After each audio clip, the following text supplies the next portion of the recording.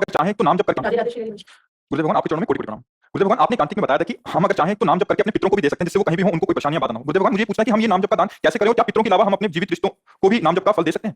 वैसे अगर किसका प्रश्न है? अगर आप हमारी प्रार्थना को समझ पाएँ तो सब बात बन जाए। जैसे हम मूल में जल चढ़ा देते हैं, तो पूरे पेड़ में, टहनी पे, पत्ते पे सब जगह पहुँच जाता है ना। अगर हम श्री कृष्ण चंद्र जी को अपना भजन अर्पित कर दें, तो वो सब जगह जहाँ चाहो वहाँ पहुँच जाए। अलग-अलग हम ना कि पत्ते में अलग डालें, फूल में अलग डालें। भगवान ने गीता जी में 15वें अध्याय में कहा ऊर्ध्वमूलम अधःशाखा। मूल कौन है? ऊर्ध्व मैं हूँ, मैं सबका मूल हूँ। तो भगवान को अर्पित करने का मतलब सबका, पितरों का, अन्य रिश्तों का और संपूर्ण जगत का, सबका मंगल हो जाएगा। सबका मंगल होगा तो आपका मंगल अपने आप हो गया। तो भगवान को अर्पित कर दो, काहे को अलग-अलग अर्पित करने की सोचो? एक जगह दे दो सब हो जाएगा। जैसे सरकारी बैंक में जमा कर दो, अब जहाँ आप चाहो ट्रांसफर हो जाएगा अपने आप, नहीं हो जाएगा। आपका सरकारी बैंक में पैसा तो किसी को भी आप दे सकते हैं। तो पहला काम करो सरकारी बैंक में जमा करो। कहाँ? प्रभु श्री कृष्ण के चरणों में। आप प्रार्थना कर दो कि मेरे पिता, मेरे अमुक, उनका प्रभु मंगल हो। बहुत बढ़िया जोर का काम बन जाएगा और आपका भी कल्याण हो जाएगा। अगर भगवान को अर्पित किए तो, और अन्य को अर्पित किए तो आप खाली हो जाएंगे।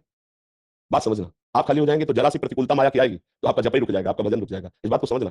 और अगर हम भगवान को अर्पित कर दिए और फिर प्रार्थना किए तो उनका कल्याण हो ही जाएगा, हमारा भजन सुरक्षित रहेगा।